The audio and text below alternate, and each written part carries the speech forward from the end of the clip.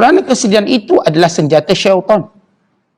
Dan kenapa lagi kita tidak boleh bersedih?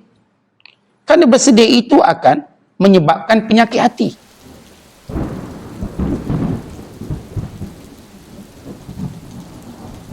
Allah Ta'ala tidak perintahkan kita bersedih. Sedih bukanlah satu ibadat. Ini kita bercakap secara umum. Sedih bukan satu ibadat. Bahkan kita diminta menghindari sifat sedih. Kerana banyak sebab. Yang pertama, kerana kesedihan itu akan menghalang kita melakukan ibadat kepada Allah dengan sebenarnya.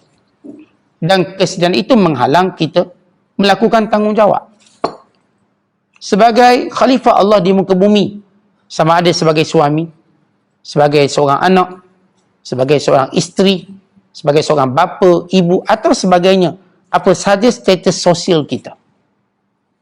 Dan yang ketiga, kerana kesedihan itu adalah senjata syaitan. Syaitan berusaha dengan begitu gigih untuk menjadikan kita sedih. Dia datang dengan pelbagai cara. Dia mengajak kita berfikir sesuatu yang belum berlaku supaya kita sedih. Bukan dia datang melalui mimpi-mimpi kita, bagi menyedihkan kita. Bahkan dia datang melalui perangai-perangai dan watak manusia untuk menyedihkan kita. Sehingga kita yakin dan percaya sedih ialah senjata iblis. Bahkan dalam madakhilus syaitan, pintu-pintu masuk syaitan, syaitan dia nak masuk dalam diri kita. Bila baginda sallallahu alaihi wasallam menyatakan, inna syaitan yajri min ibni adam majrad dami. Syaitan akan masuk dalam tubuh manusia melalui pembuluh darahnya, melalui saluran darahnya. Baik, dia akan masuk. Dia akan melalui pergerakan darah kita, yang ini mempengaruhi kehidupan dalaman kita. Daripada pintu mana dia masuk? Antara pintu-pintu syaitan ialah kesedihan. Kerana itu bila seorang itu bersedih, dia membuka laluan syaitan masuk. Maka syaitan bila masuk, dia akan merosakkan semua keharmonian.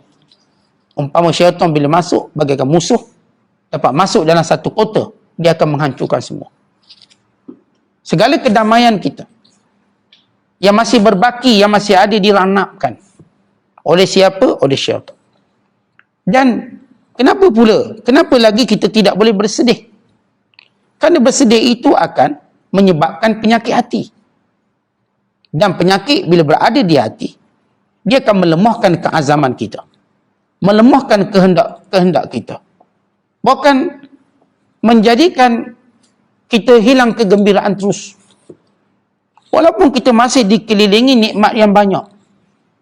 Wahai orang yang bersedih, ketika mana kamu bersedih, kamu mungkin diuji dengan satu nikmat yang hilang atau mungkin hilang. Baru dengar nak kena dihentikan kerja. Belum nak dihentikan kerja. Maka syaitan dengan bala tenteranya menyuburkan sifat sedih ini. Supaya kita berfikir terus bukan-bukan. Apa yang akan berlaku pada isteriku, anakku, macam mana rumahku, macam mana keretaku, macam mana kawan-kawanku. Dia datang dengan satu longgokan masalah pada perkara yang belum pun berlaku. Kali itu kita ingatkan kepada orang yang bersedih. Sewaktu kita sedang bersedih, lihat sekeliling kita nikmat-nikmat yang masih subur. Lihatlah isteri kita yang baik, yang setia.